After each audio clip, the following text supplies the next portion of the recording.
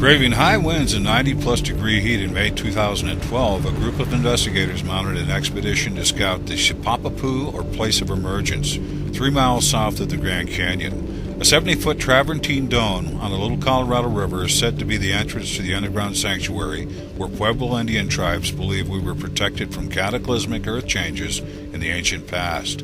The expedition set out to explore the area and find surviving evidence of this alleged underground city said to be inhabited by the Ant people. The team included archaeoastronomer author Gary David, who inspired the trip out to the rim after identifying unusual features at the confluence. Cryptozoologist J.C. Johnson provided security, and his extensive field experience as a Four Corners guide and Bigfoot hunter. Ron and Darlene provided supplies in a well-equipped mess tent. Ron's professional 30 years of aerospace imaging work and the couple's extensive southwestern petroglyph research.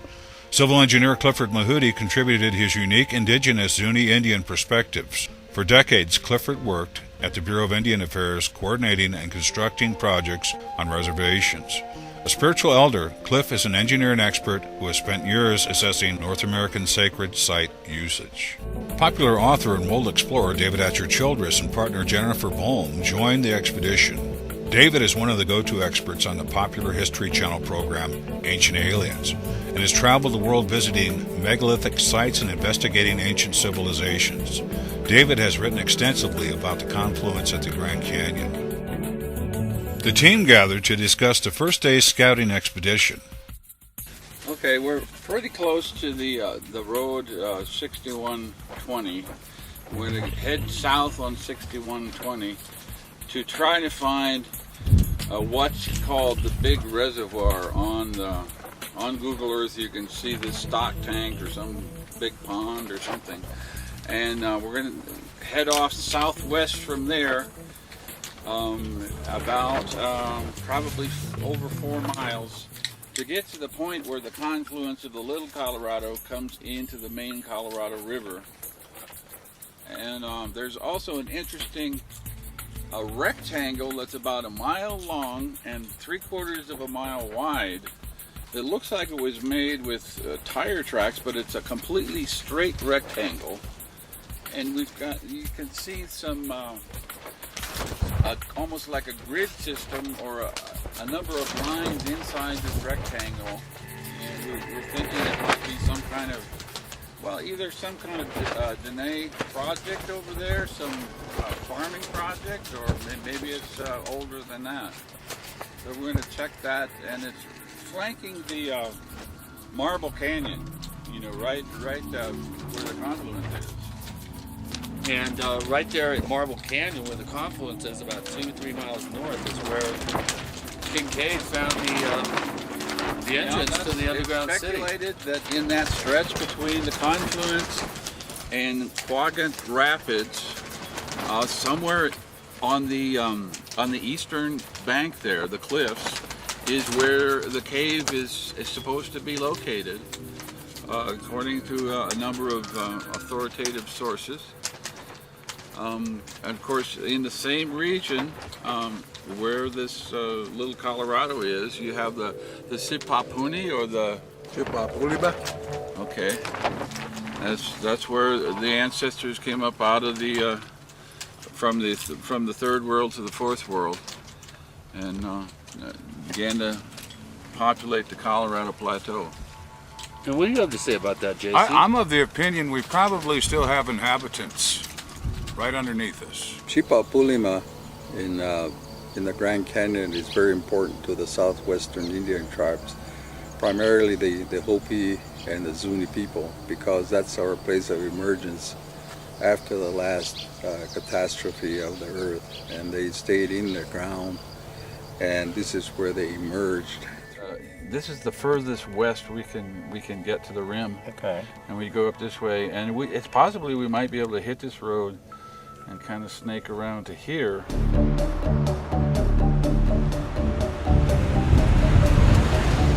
We're looking for a place on the Google Earth called Big Reservoir, and we think it's over to our left here. That's where the cows are flocking anyway. And the degrees are 36 degrees, 19 minutes north, and 111 degrees and 39 minutes west.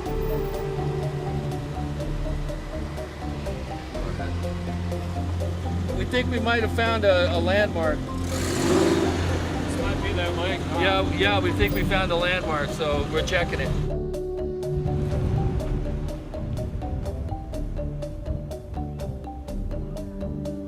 We're gonna go right now over to this other weird structure that we've seen off the road. We identified it too on the Google map.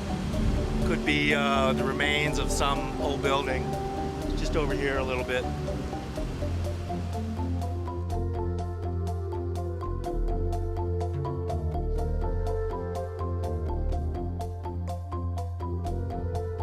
Clifford, what do you think it is?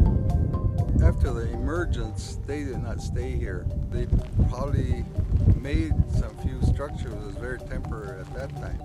It's very difficult for any civilization to have existed here for a while because each one of them were on a migration route. How old is this quasi-megalithic site and why was it built? The stones showed no signs of heavy equipment having been used, yet several weigh almost 2 tons. Megalithic site expert David Hatcher Childress offered his assessment of the structures. Circular structure here with some pretty big blocks of stone. Limestone, sandstone that's been like flipped up, and these blocks, you can see where they got it. It all kind of came from this shelf right over there, and they somehow broke this up. I mean, it's quasi-megalithic. It's unusual. I'm thinking that somebody did this with like a front loader or a backhoe or something like that.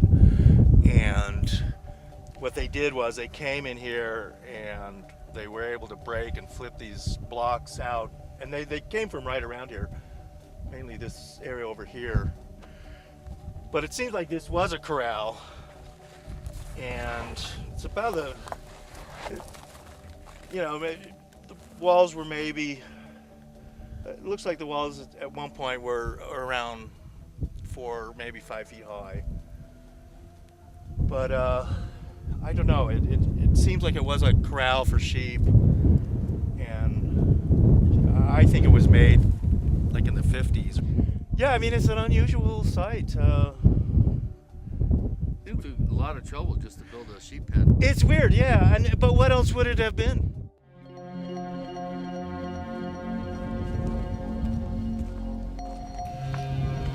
Arriving at the point jutting over the confluence, the team scouted the area and marveled at the scenic beauty.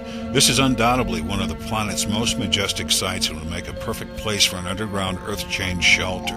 Does it exist? If so, does the government know about the alleged underground complex?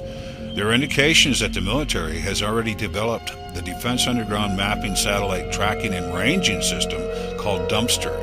This is a series of 100 satellites used for mapping underground topology to a depth of 5,000 feet. The team mapped the area and documented the otherworldly beauty of the confluence.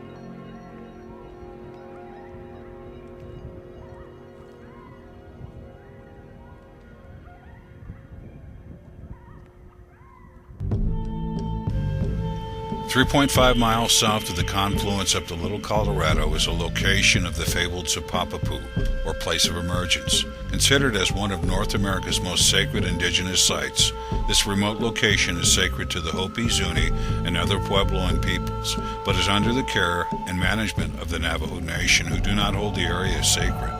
Recent attempts by the federal government to take control of the water in the Little Colorado are being challenged by the Hopi. So have attempts to open the area for uranium exploration and mining.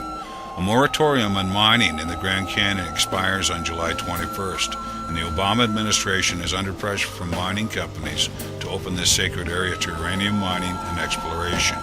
The battle lines are being drawn.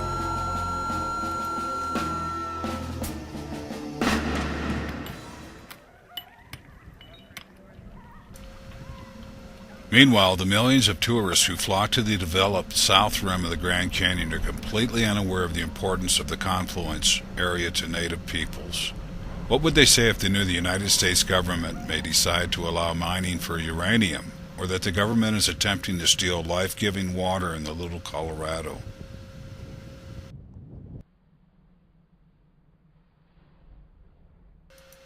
The team's original idea was to scout out potential locations of the underground city entrance in Sipapapu with a remote-controlled helicopter, but high winds made this approach impossible. The team, however, has zeroed in on the approximate location of the entrance below. So what we're thinking here is that Kincaid's cave, with the so-called Egyptian and Buddhist artifacts, is right along this stretch of the Colorado, right here, just a few miles north of where the Little Colorado River meets the Great Colorado. And he was coming down and doing work for the Smithsonian. He wasn't directly employed, but doing work for them, kind of like a contract worker. And he. Now, is this mentioned in any of the Puebloan legends? Well, it's all part of the underworld legends that the Hopi have. Okay, this was between third and fourth worlds where they stayed. Coming up from the third world to the fourth world. Now, is this possibly where they were cared for by the ant people? Yeah, The ant people took them into these caverns and taught them how to sprout beans. And now there's a bean dance ceremony in February where they kind of commemorate the role of the ant people in helping them to survive in these caverns during the destruction of the worlds. A couple different worlds were destroyed, one by fire and one by ice. And the ant people took them down into these caves. And, it was... That's they interesting, the story of the ant people, how the ant got this narrow waist because the ant people would share their food and cinch their belts up. So to accommodate it, and over a period of time, their abdomen got so shrunk that's why the ants now have this hourglass figures, because of shrinking their belts to accommodate the Hopi. Yep, they have the hourglass figure just like the constellation Orion, so I think it's all kind of tied in. This area is probably the most sacred spot for the Zuni and the Hopi, of all the areas around in the surrounding area. This is their Eden, their birthplace. It's the place they emerged from. They emerged out of the earth and came up to this raw world. people. The raw people, or the mudheads. Something with them is mudheads. And they still have these mudhead kachinas that dance in the plaza. No, it's possible then that where we walk right now is where Masao was walking, and they could hear his footprints on the ceiling of the cave above them before they emerged. Well, there's supposed to be a cave further down here. It's Masao's cave. It's an actual location that the Hopi know about, and they kind of steer clear of that cave because Masao is a kind of foreboding, god of the underworld, god of fire, god of death. Powerful god. Supposedly, according to the mythology of the Zuni, stayed in there for many years. Generations, right? Generations of at that time there were humans. I mean, what were humans? But because of them being in darkness, sort of distorted their way of what a human being looks like.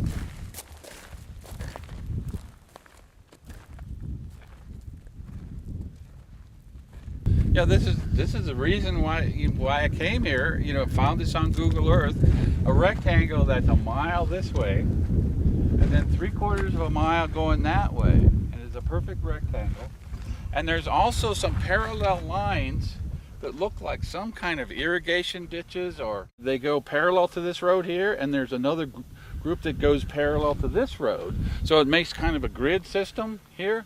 And it might be part of the Dene or Navajo project irrigation. It might be an ancient irrigation system that helped to feed the people that lived in the cave below us. But yeah, when they oftentimes, when they cut a road, like I say, here they just drive a grader or bulldozer. But like I said, all the roads crisscross.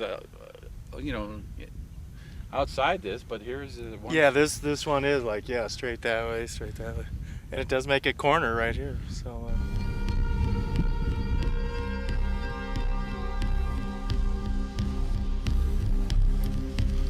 so much being made of December 21st, 2012, end of the Mayan calendar, will this coming time period feature catastrophic Earth changes as some of the media would want us to believe?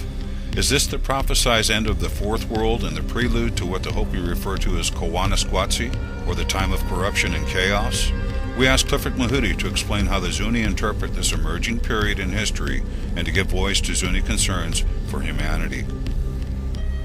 There will be certain events that will occur. First of all would be the Mother Earth itself going through the different catastrophes. One of them is the flood, one of them is the wind, earthquakes, and also what will cause that. I mean, the result of that will be people will become in a way of not understanding what is really going on because of the deviation from the protocols that were given by the Creator or the Creator's helpers at that time. And this is where the Star People Connection comes into play. Connection is here. You think Clifford was it worth coming out here? Oh yes, absolutely. Yeah, this is really something, huh? The connection is here. Yeah. Connection has been made. It's one of the most beautiful sights I've ever seen. I've been to this canyon almost 200 times, and this rivals above and beyond anything I've ever seen. It's so immediate; you can reach out and touch it. Usually, the canyon keeps you at arm's length. You know, if you're on the south and north rim, this keeps you at arm's length. Yeah, now, but that's a tourist trap over there. Yeah, exactly. No tourists being trapped over here. You want to try to get out to that point? And then look down on and see if we can see the Sipapu from there. Yeah, let's go over there. The road goes over there. Yeah, you want to do it? Yeah. Try to get over out here on this point. This is the second point, I think, right, Gary? Or is that it? I think this is the second point, and that's the first one I saw. The one with the little.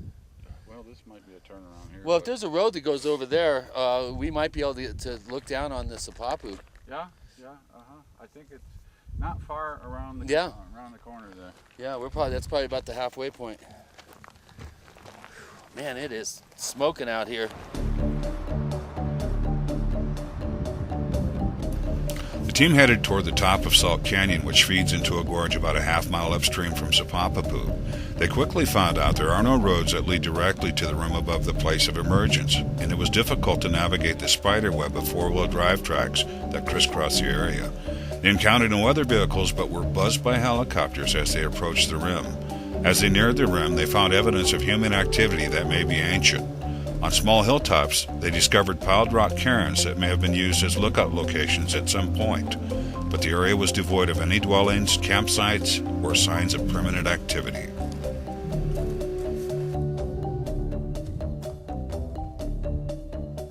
They then documented covert aerial activity taking place in and around one of America's most sacred sites, the Sipapu.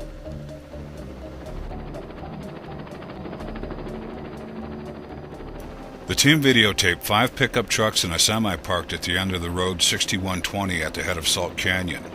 This location appeared to be the staging area for helicopter flights carrying large loads down Salt Canyon into the Little Colorado Gorge. This is a no-fly zone. The team had been buzzed by one chopper earlier, and subsequent appeared to be following a new flight path that better hid the craft from our observation point. Had the team stumbled upon some kind of illegal activity, or something even more sinister?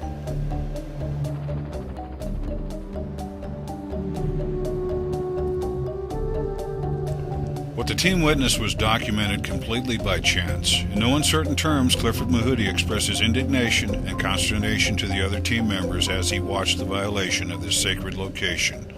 Who is behind this potentially illegal flight activity? Why are these flights taking place? What was being ferried down into the gorge?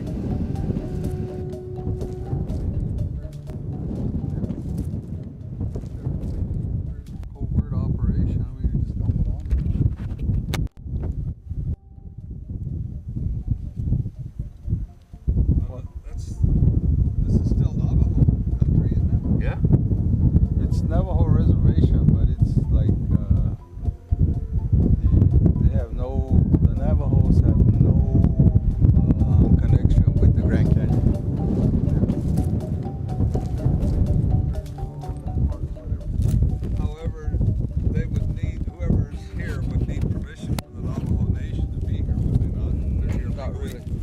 mainly because it's federal land. The Navajo Nation and all reservations are federal land. They don't have to tell anybody anything. Not the feds are doing The feds are doing it. Okay, so if it's a private company, they'd have to get permission. Right. Or park, private companies.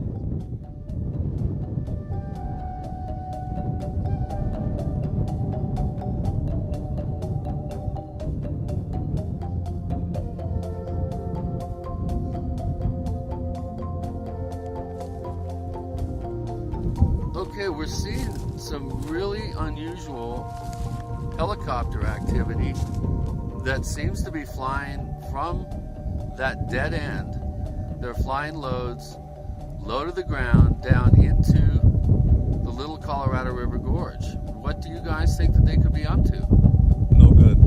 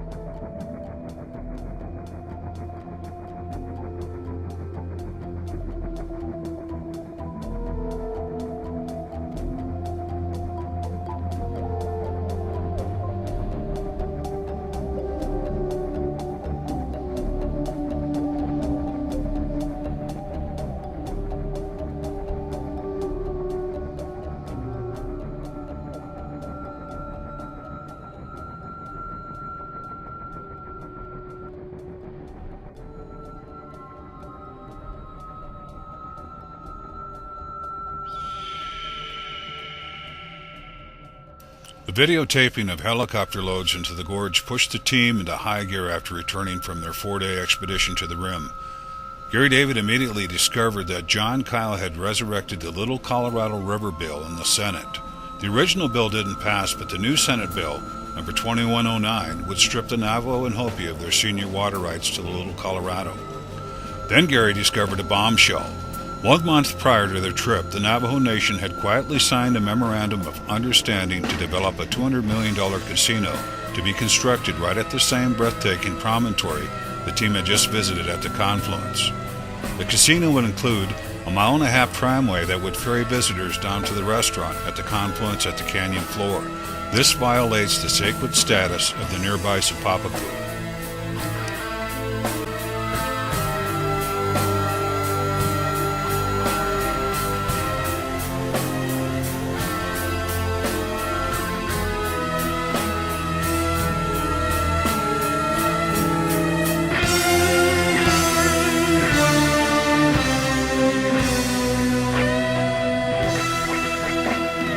Further research has exposed the principles involved in this ill-conceived project and the utter disregard shown with respect to Hopi and Zuni involvement. Indian casinos are an important revenue source for Native American tribes, but isn't this going too far? Or could this project be a smokescreen for something far more important?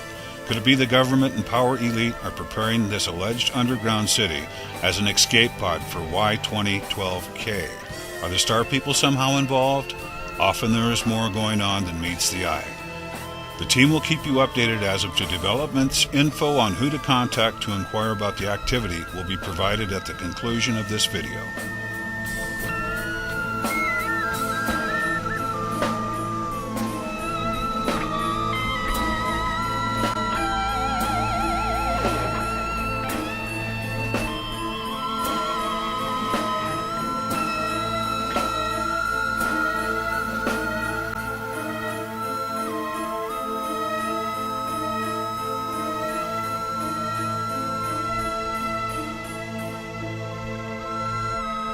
Navajos are the ones that are dictating it because that is right on the inside the Navajo reservation.